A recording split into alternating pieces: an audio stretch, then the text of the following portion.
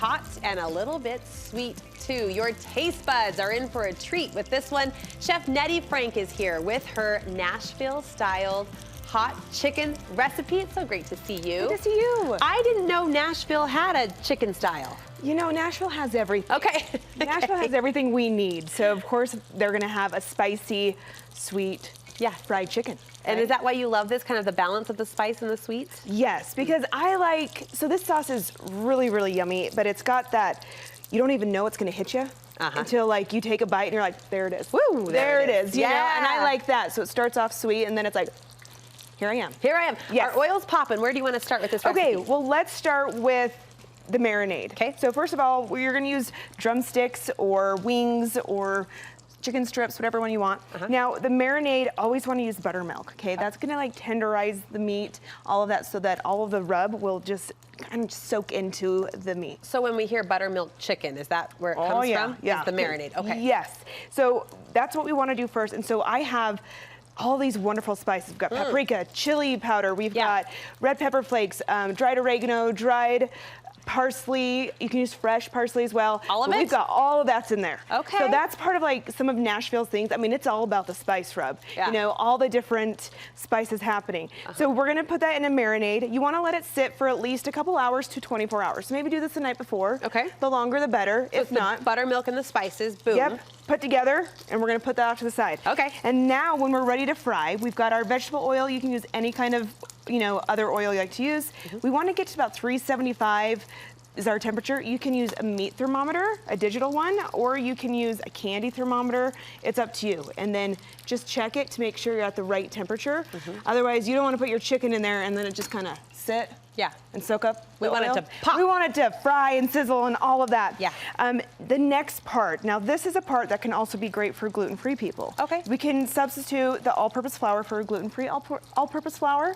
Now what gives that flaky, just crackle crunch, you know, is the baking powder. So we're gonna actually add, this is our egg wash dredging kind of mixture we've got going on. Out of the marinade into the egg wash. Nope, because it's already soaked, right? It's already got all those spices and everything on it. We're gonna go straight to the flour, but I always season my flour with salt and pepper, and then we have the baking powder in it. So what would that be for? Then we're gonna go back to the buttermilk and egg mixture. Gotcha. Yep, and you can even add any of the spices there. Back to the flour, okay? It's a double dredge. Oh yeah. A double dredge. Please wear gloves unless you don't mind it being stuck on your hand for the next 24 hours, you know, that's your call. But get all that on there. Now see how that's just loaded? I just put like a pound of it on. Look at that. Yummy, let's just say it. I mean, I know we're here for the chicken, but that adds part of it, the flavor and the crunch and the texture. Yeah. All of that, and that's where we're gonna get that flakiness. So then you can just fry them all up. They're gonna probably cook for about 12 to 15 minutes. Okay. Again, you can use your thermometer, which that's why I like the digital thermometer, because now I can check my chicken to make sure it's at 165. So then none of your family and friends get any kind of, you know, sickness. We don't want to do that. What they don't want. What they don't want. Yeah. Yep. And then the final is the sauce, right? Yes. On top. So the sauce, I'm gonna finish. Is this it? Yes. Can I? You gotta taste it. Yep. Okay. How hot? It probably could go a little bit more. I bet there's someone that said, I don't know. Just give it a second. See how it starts sweet? Sweet. And there it is. There it is. You found it, right? In the back of the throat. There it is. Like. Has Jeff tried this? No. Jeff's our resident. That's not spicy. That's not spicy. And here I am like, woo! I'm on fire. No, it'll stay with you for a good solid 5 to 10 minutes. Good flavor. So we're gonna use, now whatever you're marinating your chicken in, you wanna put that in the sauce. This is a rule of thumb for anything, okay?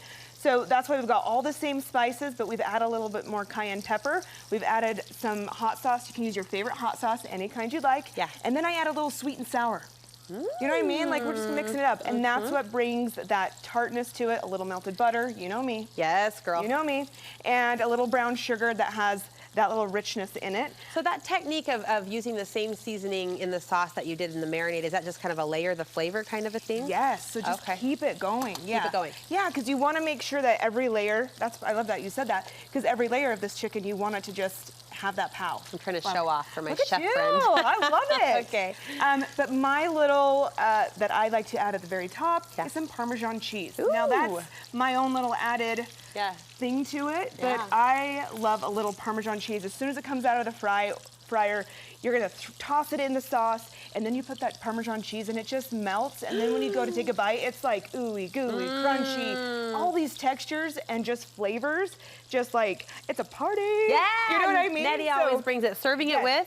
You can do carrots, you know, cooked carrots, potatoes, French fries, really anything, loaded baked potatoes, or just eat that. You know, mashed potatoes, I don't know. I say whatever you want. Nettie's the best. She's the best to kind of pump you up in the kitchen, bring out new recipes, and also just inspire you to do it. Like get chefy in your own kitchen. You've been generous to share this recipe with us on the website, but where can we get more of your recipes? You can just go to my Instagram page, Chef Nettie Frank, and that's where I have lots of stuff, recipes, different things, and direct message me if you have questions. I'm happy to help. She's a good follow, Chef Nettie Frank. Thank you so much. Thanks for having me. Nashville Hot Chicken. Yes. We're here for it.